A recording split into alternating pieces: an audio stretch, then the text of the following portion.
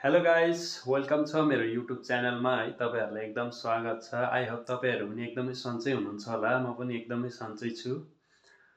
म चाहिँ आज यसो रुमतिरको भिडियो बनाउन गइरहेको छु हैन। अब विदेशी जिन्दगी हैन, खाडीको जिन्दगी यस्तै छ हाम्रो। र रुममै बसेर यसो केही भिडियो बनाउँ भनेर नि अब रुमतिर अब यसो रुमको बारेमा देखाउन गइरहेको छु। म चाहिँ थोरै हाम्रो रुम चाहिँ कस्तो हुन्छ, विदेशतिर बस्ने मान्छेको रुमहरू चाहिँ कस्तो हुन्छ भन्ने हुन्छ नि त मान्छेहरूलाई।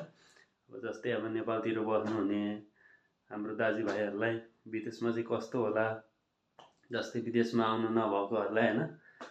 अब हाम्रो चाहिँ यस्तो छ रुम चाहिँ हैन, अब यस्तो सानो छ हैन रुम चाहिँ। अब चिटिक्क परेको छ त्यही पनि हैन, चिटिक्क परेको रुमी। बेडहरू एकदम यस्तो छ।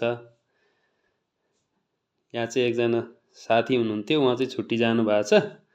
अब आउने बेला हुनु आँट्नु भएको छ।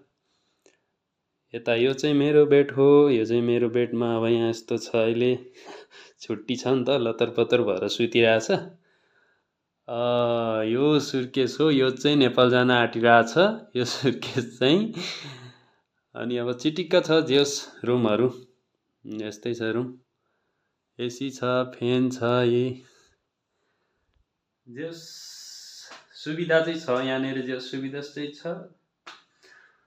र यस्तै छ हाम्रो अब विदेशतिरको जिन्दगी। अब छोरा मान्छेको हैन, हिँड्नै पर्यो विदेशतिर हैन, यस्तै हुन्छ।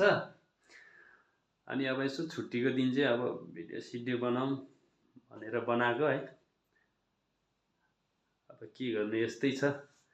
घर गाउँ जस्तो नेपाल जस्तो हुन्न हैन यहाँनिर। अनि यस्तै छ।